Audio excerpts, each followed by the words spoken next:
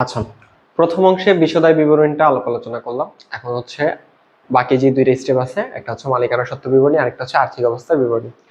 মালিকানা সত্ত্ব বিবরণীটাতে আমরা বলছিলাম মালিক ব্যবসায় যা দেয় এবং যা নেয় সেগুলো মালিকানা সত্ত্ব। তো মালিক ব্যবসায় দিলে মালিকানা সত্ত্ব বাড়ে আর ব্যবসা থেকে নিলে মালিকানা সত্ত্ব কমে। এই কাজটাই মূলত এই ছকের মধ্যে করা হয়েছে। এখানে তোমাদেরকে রিটেন আকারে লিখে দেওয়ার মতো তেমন একটা সুযোগ সুবিধা নাই তেমন। আচ্ছা দেখো, মালিক যেগুলা দেয় যে কারণে যোগ, এটা মালিকের হক। মালিক ব্যবসায় মূলধন দেয়, তার মানে এটা মালিকের টাকা। মূলধনের সুদ, অর্থাৎ তুমি যদি ব্যবসায় 10 লাখ টাকা দাও, 10 লাখ টাকার উপরে যে সুদটা সেটা তো তুমিই গ্রহণ করবা, তাই না? মানে মালিক যদি ব্যবসায়ীর টাকা দেয় তাহলে সুদটা তো মালিক পাবে। তো এই জন্য মূলত মূলধনের সুদটা মালিকানা সত্ত্বে যোগ আকারে বসে। এটা সাধারণত থাকে না, তাও থাকলে যোগ দিয়ে দিবা। মূলধনের সুদ মূলধনের সাথে যোগ হয়, উত্তোলনের সুদ উত্তোলনের সাথে যোগ বিয়োগ হয় আর কি, একসাথে উত্তোলনের সাথে হবে উত্তোলনের সুদ। আচ্ছা, সাথে নিট লাভ। বিশদায় বিবরণীতে আমরা আয় আর ব্যয় এগুলোর যোগ বিয়োগ করার ফলে একটা যে ফলাফল পাইছি সেটা, যদি লাভ হয় তাহলে যোগ হবে, যদি ক্ষতি হয় তাহলে সেটা বিয়োগ হবে। তারপরে দেখো উত্তোলন, মানে মালিক ব্যবসা থেকে কিছু টাকা উঠাই নিয়ে গেছে, তো সেটা আমরা বিয়োগ করে দিব।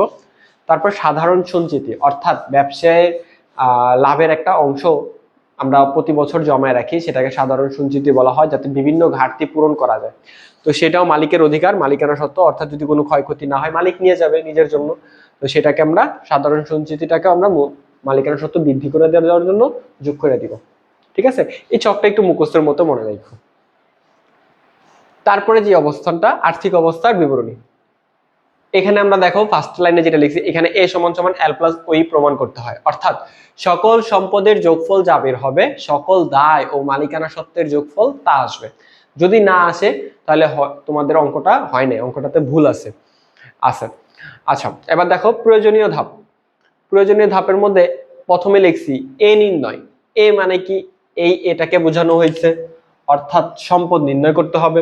তো সম্পদ নির্ণয় করবা কিভাবে? সম্পদের তো বিভিন্ন ধরনের সম্পদ থাকে, তোমার দীর্ঘমেয়াদী সম্পদ, দীর্ঘমেয়াদী বিনিয়োগ, স্থায়ী সম্পদ, চলতি সম্পদ, অলিক সম্পদ, বোয়া সম্পদ, অস্পর্শনীয় সম্পদ, এরকম বিভিন্ন সম্পদ আছে। তো আপাতত আমাদের লেভেলের জন্য 3টা সম্পদই যথেষ্ট। সম্পদ সমূহ লিখছি, মানে এ নির্ণয় করার জন্য এই কথাটা লিখছি মূলত, সম্পদ সমূহ। কি কি সম্পদ আছে দেখো, চলতি সম্পদ, স্থায়ী সম্পদ, দীর্ঘমেয়াদী বিনিয়োগ, এই 3 ধরনের সম্পদ তোমার থাকতে পারে। আচ্ছা, চলতি সম্পদের মধ্যে যে সম্পদগুলো থাকে দেখো, যে সম্পদগুলো প্রতি বছর পরিবর্তন হয়, মানে চলতি সম্পদ ওই সম্পদগুলারই বলবা যে সম্পদগুলা আজকে আছে কালকে বাড়বো আবার কমবো, আবার পরবর্তী বছরে গেলে অন্যরকম একটা অ্যামাউন্ট হইব, সেগুলা। যেমন দেনাদারের কথাটা চিন্তা করে দেখো, দেনাদার মানে কি? তুমি একজনের কাছে 50,000 টাকা পাও, ভালো কথা। তুমি চিন্তা করে দেখো তো, এই 1 বছরে সে কি তোমাকে কিছু টাকাও পরিশোধ করবে না? অবশ্যই আমরা স্বাভাবিকভাবে যদি নেই বিষয়টাকে, তাহলে সে আমাকে কিছু টাকা পরিশোধ করবে, আবার সে আবার ধারও নিতে পারে, তাই না? মানে ধারে বিক্রয় করতে পারি তার কাছে। অর্থাৎ যত বেশি ধারে বিক্রয় হইব তত দেনাদারের পরিমাণ বাড়বো। আবার তোমার হচ্ছে যখন সে পরিশোধ করে দিবে, দেনাদার যখন টাকা পরিশোধ করে দিবে আমাকে, তখন দেনাদার কমতে থাকবে। তার মানে প্রতি বছর দেনাদারের পরিমাণ একই থাকে না। দেনাদার মানে তার কাছ থেকে টাকা পাবো, সম্পদ। তো প্রতি বছর যেহেতু একই থাকে না, তার মানে এটা চলতি সম্পদের মধ্যে পড়তেছে। আবার অগ্রিম বেতনটা চিন্তা করে দেখো, প্রতি মাসে মাসে পরিবর্তন হইতাছে। সমাপনী মজুত পণ্যের কথা চিন্তা করে দেখো, প্রতি বছর বছর পরিবর্তন হয়ে যেতেছে। অর্থাৎ যেই সম্পদগুলাই তোমার প্রতি বছর বছর পরিবর্তন হইব সেগুলো সব চলতি সম্পদ। স্থায়ী সম্পদ, যেই সম্পদগুলো তুমি 5-7 বছর ব্যবহার করতে পারবে এমন একটা কি বলে অনুমান তুমি করতে পারতেছো, সেগুলো হচ্ছে স্থায়ী সম্পদ। যেমন মনে করো যে কম্পিউটার, কম্পিউটারকে আমরা 1 বছরের জন্য কিনি। কম্পিউটার আমরা চিন্তা করি যে 4-5 বছর তো চোখ বন্ধ করে ব্যবহার করে নিব। তারপর তোমার যন্ত্রপাতি, মেশিন, এগুলা কিন্তু আমরা এরকমই ভাবি যে 5-7 বছর ব্যবহার করা যেতে পারে। কিন্তু আল্লাহ না করুক, দুর্ঘটনাবশত নষ্ট হয়ে যেতে পারে, কিন্তু আমরা সবকিছু স্বাভাবিকভাবে নেব যে না 5-7 বছর ব্যবহার করা যেতে পারে, সেগুলো হচ্ছে স্থায়ী সম্পদ। তারপর দীর্ঘমেয়াদী বিনিয়োগ। ভাই দীর্ঘমেয়াদী বিনিয়োগ বলতে বোঝায় যেই সম্পদগুলোর সাথে পার্সেন্ট দেওয়া থাকে। এক কথায় যেই সম্পদের সাথে পার্সেন্ট দেওয়া থাকবে সেটাই দীর্ঘমেয়াদী বিনিয়োগ। আর শুধু বিনিয়োগ থাকলেও সেটাকে আমরা দীর্ঘমেয়াদী বিনিয়োগ হিসেবে বিবেচনা করব। তারপরে দেখো, এই 3টা সম্পদ মানে চলতি সম্পদ, স্থায়ী সম্পদ, দীর্ঘমেয়াদী বিনিয়োগ, এই 3টা সম্পদকে যখন তুমি যোগ দিবা তাহলে তোমার সম্পদ সমূহ বা এর যে ফলাফল সেটা বের হইব। তারপরে এল প্লাস ওই মানে দায় ও মালিকানা সত্ত্ব।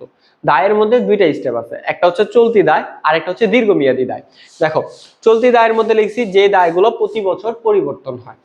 অর্থাৎ আজকে মনে করো তোমার থেকে কেউ 1 লাখ টাকা পায়, কালকে তো আস্তে আস্তে কমতেও পারে, আবার দায়ের পরিমাণ বাড়তেও পারে। যদি তুমি হাওলাত করে টাকা নিয়ে আসো তাহলে দায়ের পরিমাণ বাইরে যাবে, আবার যদি তুমি তার দেনা তাকে পরিশোধ করে দিয়ে দাও তাহলে তোমার দায়ের পরিমাণ কমে যাবে, সেগুলোকে চলতি দায় বলবো।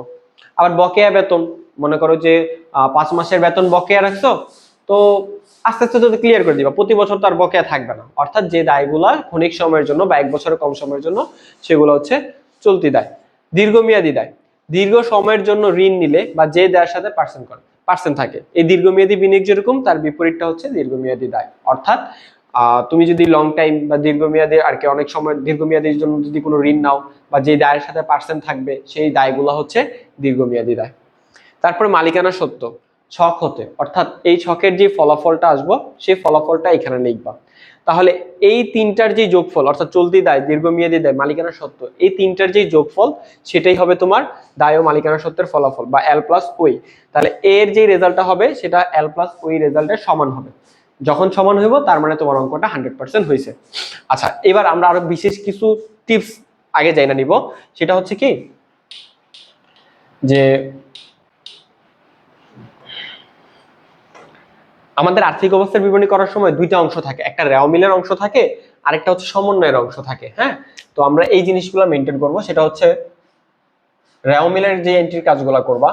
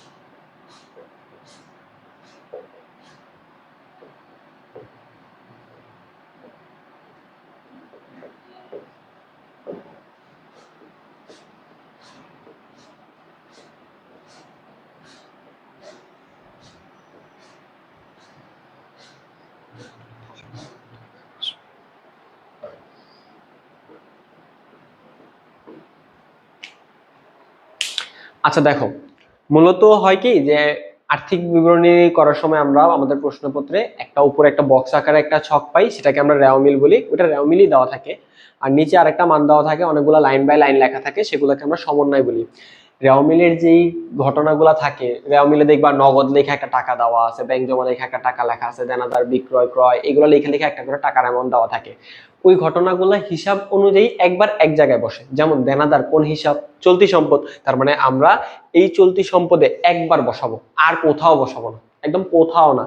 সেজন্য আমি এই কথাটা লিখছি, হিসাব অনুযায়ী সবাই একবার একটি ছকে বসবে, মানে যে যেই হিসাব করছে তাকে সেইখানে বসাও। যদি ক্রয় বা বিক্রয় হয়, বিক্রয় কোন হিসাব, আয় হিসাব, তার মানে বিশদ বিবরণীতে আমরা জানি এখানে শুধু আয় আর ব্যয়গুলো আসে, তাহলে এখানেই বসবো, আর কোনো ছকে সে বসবে না। তারপরে তোমার দেখো মূলধন, মালিকানা সত্ত্ব, তার মানে এই এই ছকের মধ্যে বসবে, মালিকানা সত্ত্বের ছকে, আর কোথাও তুমি এটাকে বসাইতে পারবা না। অর্থাৎ রেওয়া মিলের এন্ট্রি একবার এক জায়গায় বসায় ফেললে সেটাকে আর কোথাও বসাইতে পারবা না। একদম ক্লিয়ার? আচ্ছা, তারপর দ্বিতীয় কথা দেখছি, যদি কোনো হিসাবের সাথে পার্সেন্ট বা মাস বা তারিখ উল্লেখ থাকে তাহলে 3 জায়গায় বসবে। আচ্ছা, যদি দেখো যে মনে করো যে 12% বিনিয়োগ, এই যে বিনিয়োগের সাথে কি আছে, 12% আছে, এখন 12% বিনিয়োগটা কিন্তু দীর্ঘমেয়াদী বিনিয়োগ, তার মানে এখানে অলরেডি একবার বসবে। কিন্তু ওই যে 12% কথাটা থাকার কারণে সে আরো 2 জায়গায় বসবে। সেটা কোথায় কোথায় বসবে সেটা অঙ্কে গেলে আমরা বুঝবো, কিন্তু টোটালি জায়গা কয় জায়গা হবে, 3 জায়গায়। আবার মনে করো যে লেখা আছে বেতন 9 মাস এত টাকা, এই যে 9 মাস উল্লেখ করা আছে, এর ফলে বেতনের যে কাজটা সেটাও টোটাল 3 জায়গায় হবে। ঠিক আছে, এখন কোনটা কোন ছকে কিভাবে কাজ হবে সেটা অঙ্কে গেলে বোঝা যাবে, অঙ্কের উপর নির্ভর করে। আচ্ছা, সমন্বয় দেখো লিখছি কি, সমন্বয়ের প্রতিটি ঘটনা 2 বার বসবে, মানে সমন্বয় নিচে তোমার যেই সমন্বয়গুলো দেওয়া থাকে তাদের প্রত্যেককে 2 জায়গায় করে তোমাকে অবশ্যই অবশ্যই ব্যবহার করতে হইব। আচ্ছা, এখন তোমাদের কাছে যদি টেস্ট পেপার থাকে এই বছরের, তাহলে তোমরা 316 পৃষ্ঠা যাবা, 316 পৃষ্ঠার 9 নাম্বার যে আর্থিক বিবরণীটা আছে সেটা এখন কমপ্লিট করব।